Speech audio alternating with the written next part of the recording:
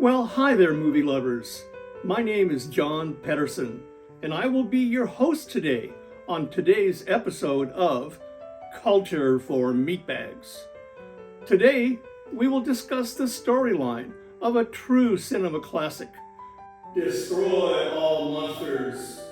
Yes, culture lovers, this cinematic tossed salad brings back all your favorite monsters, including Godzilla, Mothra, King Ghidorah, Rodan, Gorgosaurus, Orangosaurus, and the most feared monster of all, Hello Kitty. So in the mid-1960s, Ishiro Honda's Godzilla cash cow was running out of steam. Every film had lower revenues than the year before. With the help of other monster filmmakers, the idea of an all-monster brawl excited Honda so much that he put more money into this picture than any of his other Godzilla movies. It worked. Destroy All Monsters made more money than any of his other films.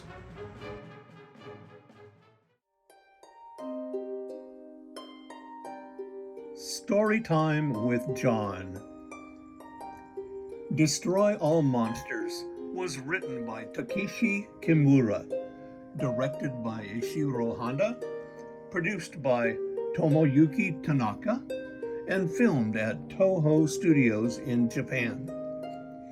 In 1967, Kimura wrote a screenplay called Kaijo Chushigura, which was the basis for Destroy All Monsters. Toho Studios gave Honda free rein on this movie, and he wished to have Monster Island be a location for scientific study of monsters. Honda commented later that Monster Island was much like the island in Jurassic Park. So now, let's take a walk through Destroy All Monsters.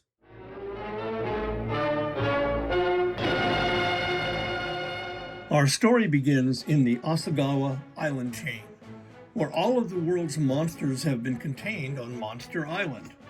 While visiting the science center, lab assistant Yukiko receives a call from her boyfriend on the moon base.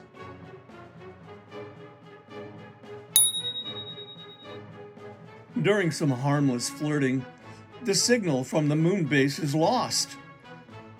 Chaos ensues. Oh, that burrito. Einstein's. The gas also reaches the monsters and angers them so much they flee the island and wreak havoc on the world. The United Nations Science Committee recalls the astronauts to Monster Island to see if they can determine the cause of the disruption. There they meet the Kilok, who inform them they are going to take over the world. The Kilok are using an implanted device to get mind control over some of the scientists. It becomes too much for one of them, and he joins the high diving team. Maldito, Yukiko's boyfriend, discovers she has them too, and the Kilok have their plot foiled. Ghidorah is a space monster. The monsters from Earth cannot win. With their mind control gone, a monster smackdown for control of the Earth is arranged. This is horrible. Listen to the monsters and their cries of horror and sudden death.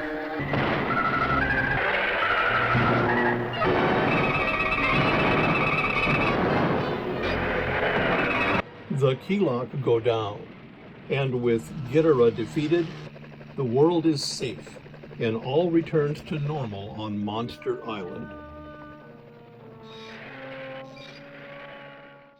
Well, movie lovers, that about wraps it up for this week's episode of Culture for Meatbags. Be sure and join us next time for another cinematic chucker, Frankenstein Meets the Wolfman.